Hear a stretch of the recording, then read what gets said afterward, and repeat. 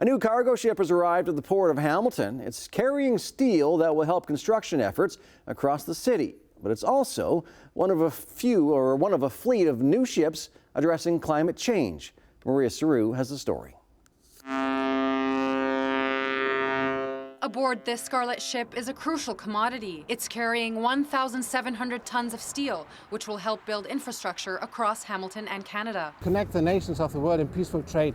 So we bring, for Canadian construction, we bring materials in, and for Canadian farmers, we service them in bringing their product out to the market. The federal Hamilton ship arrived at Pier 12 at noon today after a nearly 2-month journey that began in Japan, where it was built, and ended here at Canada's busiest Great Lakes port. We had some bad weather, now it goes bad, but when we sailed out, the weather was relatively okay. The ocean-going vessel is designed to travel across large seas. It can also navigate through the Great Lakes, carrying with it bulk cargo. In fact, the federal Hamilton is part of the Fednav fleet. Fednav is Canada's largest dry bulk shipping company. Our naval architect department was able to optimize the cargo intake, so we're carrying more cargo for less emissions. The federal Hamilton is one of 10 brand new ships that are the most efficient in Fednav's fleet, emitting 33% less carbon than the vessels they replaced. They also emit 87% less nitrogen oxides. You see the funnel, this one. So we have units placed over here which clean the air being thrown out. I'm in the engine room and it's really hot in here, even though we're actually underwater. This ship can run on biofuels, which are often produced from cooking oil waste.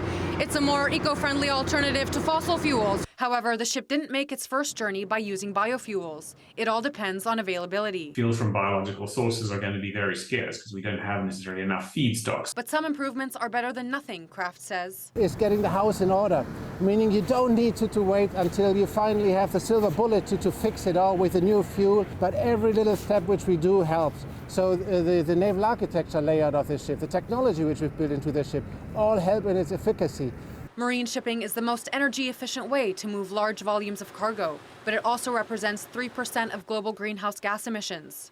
Canada is probably quite a large contributor to that in proportion to our global economy because we are so reliant on international trade, particularly of bulk commodities. Fully decarbonizing shipping is not something the shipping companies can do alone, Blomers says, but regulation has clearly helped. For the federal Hamilton, it has more work to do. Soon it'll be off to Thorold, then various ports across the Great Lakes before they close for the winter season. Maria Saru, CHCH News, Hamilton.